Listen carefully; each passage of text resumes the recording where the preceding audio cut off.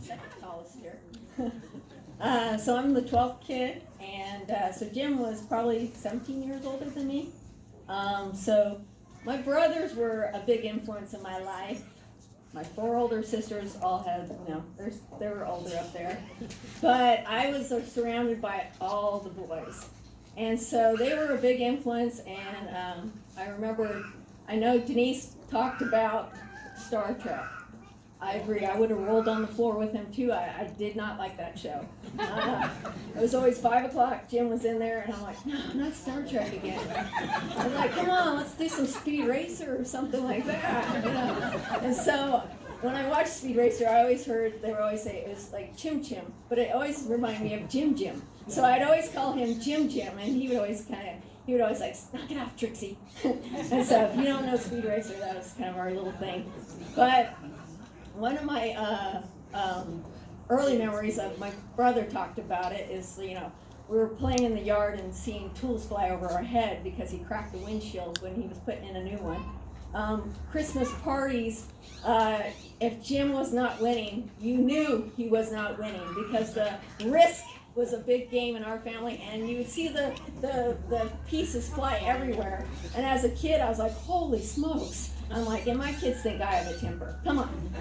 But one of my good experiences is my brothers, like my brother said, they started getting into mountain climbing. So I thought, this is my first mountain. I'm going to Bora in Idaho. So it was my dad, Steve, Kathleen, and Jimmy and me. And we all crammed in this little car, and we headed up there. It was so much snow on the mountain, we couldn't make it. So we packed it up and came back down, and they're like, let's hit a ghost town. And I'm like, oh, that'd be kind of cool. So we hit this ghost town, and we're in the ghost town, and there's only like 4 people that live there year round. It was kind of a little creepy. They had a huge mine shaft, and Jimmy and Steve were all talking like, oh my gosh, they could throw our car down here and never know we're here. And I'm just like, my mind's going, and I'm just like, yeah, that's true. And so we go for a tour in this old hotel. The guy's taking us for a tour, and he's like, oh yeah, this is where a cowboy hung himself. I'm like, oh yeah, this is nice. And then as Steve's over there yakking, me, Jim, and my dad, we're looking at this guy's walls, and he's got pictures of it's like devil faces and all this kind of thing. And I was like, this is getting creepy. And so the guy's like, you can stay here tonight. It's only $1 donation. And Steve and Kathleen are like, yeah, let's do it. Jim and I are like, yes. I'm like, thank you, Jim. I'm like, Jim's like, let's get out of here. So we go to the car, and all of a sudden, our tires are flat. That's when all of our minds were like, oh my gosh, they are trying to keep us here.